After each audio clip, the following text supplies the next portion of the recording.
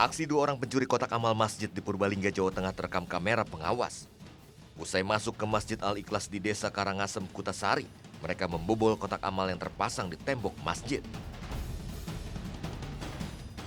Setelah kuras isi kotak amal, mereka kabur menggunakan sepeda motor. Polisi yang mendapat laporan aksi kriminal tersebut bergerak cepat. Berbekal hasil rekaman CCTV, petugas berhasil mengidentifikasi nomor kendaraan dan menyambangi alamat pelaku. Benar saja polisi berhasil menemukan dua pelaku yang ciri fisiknya mirip dengan dua pria yang ada di rekaman CCTV. Keduanya pun digelandang ke Mapolsek Kutasari untuk diperiksa dan kepentingan proses hukum. Pada polisi mereka mengaku telah melakukan aksinya lebih dari satu kali. Uang hasil curian digunakan untuk membeli minuman keras. Salah satu pelaku adalah residivis yang sudah pernah 4 kali menjalani hukuman dalam kasus yang berbeda. Para pemirsa, sahabat hikmah yang saya cintai, barusan kita saksikan tayangan perilaku mencuri. Saudara-saudara, apapun alasannya, mencuri adalah perbuatan yang tidak terpuji dan dibenci oleh Allah Subhanahu wa taala. Tetapi perilaku mencuri lebih banyak tidak lahir sendiri. Ada sebab sebelumnya.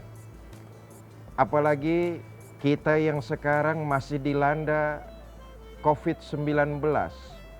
Terjadi PHK bergelombang, pemutusan kerja besar-besaran, tingkat pengangguran begitu tinggi, lapangan pekerjaan begitu sulit untuk didapat. Itu yang menyebabkan salah satu terjadinya perilaku pencurian. Ketika sudah urusan perut, tidak lagi bisa dinanti-nantikan, tidak lagi bisa dientar-entarkan, tidak lagi bisa dikesampingkan, maka orang memilih menghalalkan segala cara. Akibatnya, tindakan mencuri akan dilakukan. Sekali lagi saya katakan, mencuri adalah tindakan tidak terpuji dan Allah sangat membenci. Banyak orang ketika tertangkap melakukan pencurian, sering betul kita dengar alasannya mencari-cari pembenaran. Merasa tidak punya keahlian dan keterampilan.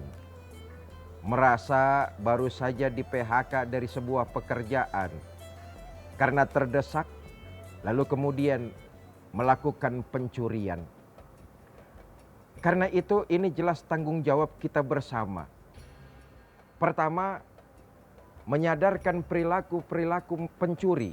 Yang kedua, dengan menciptakan berbagai macam lapangan pekerjaan. Yang lebih mengkhawatirkan adalah sekarang ini, bukan cuma sekedar pencurian kotak amal di masjid, tetapi lebih dari itu adalah pencurian uang rakyat dalam satu negara. Ini yang sering luput dari kita. Mencuri adalah mengambil yang bukan haknya. Dan itu merupakan perbuatan zalim, dosa besar di sisi Allah Subhanahu wa taala. Kadang-kadang kita lebih ribut terhadap pelaku maling ayam, tapi kita lupa dengan maling uang rakyat. Bahkan kadang-kadang hukuman maling ayam sama dengan hukuman maling uang rakyat. Saya melihat dari sisi agama saja. Saudara-saudara, para sahabat hikmah yang saya cintai, perilaku pencuri, mengambil hak orang lain merupakan dosa di antara dosa yang besar di sisi Allah Subhanahu wa taala. Ini merupakan akhlak yang tidak terpuji. Karena itu, hal-hal semacam ini seorang muslim harusnya menghindari. Tidak lagi mencari pembenaran dengan melakukan perbuatan-perbuatan tercela. Alasan di PHK lalu melakukan pencurian. Tidak punyanya keterampilan dan keahlian, lalu dirinya membolehkan untuk melakukan pencurian. Ini namanya membenarkan alasan. Karenanya, saudara-saudara, sahabat hikmah yang saya cintai, ada satu fenomena yang menarik tentang perilaku pencurian. Dahulu di zaman baginda Nabi besar Muhammad sallallahu alaihi wasallam ada pemuka Quraisy yang kedapatan menjadi seorang pencuri. Dijatuhilah hukum kisos, potong tangan. Ajudan orang tersebut datang merayu Rasulullah sallallahu alaihi wasallam agar tidak dipotong tangannya. Ya Rasul, si fulan itu kan tokoh Quraisy, jangan dipotonglah tangannya, kita ganti saja dengan tebusan yang mahal. Apa jawab baginda kita Nabi besar Muhammad sallallahu alaihi wasallam? Beliau menjawab, andai kata Fatimah binti Muhammad, anak Nabi Muhammad sallallahu alaihi wasallam, andai kata anak Muhammad, Fatimah binti Muhammad mencuri, saya akan potong sendiri tangannya.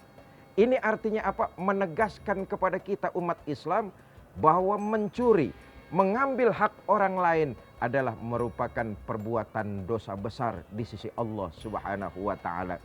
Karena itu, jadilah muslim yang kreatif dengan mengasah keahlian, skill dan kemampuan supaya kita bisa hidup mandiri, jangan mengambil hak dari orang lain. Mudah-mudahan semua tayangan yang kita saksikan pada hari ini mendapat pelajaran yang banyak agar kita ke depan terhindar dari akhlak-akhlak yang tidak terpuji, karena pada akhirnya akan merugikan diri kita sendiri. Ini saja yang dapat saya sampaikan pada kesempatan kali ini. Mudah-mudahan ada manfaat, lebih kurang saya mohon maaf. Wallahul muwafiq ila aqwamit thoriq. Assalamualaikum warahmatullahi wabarakatuh.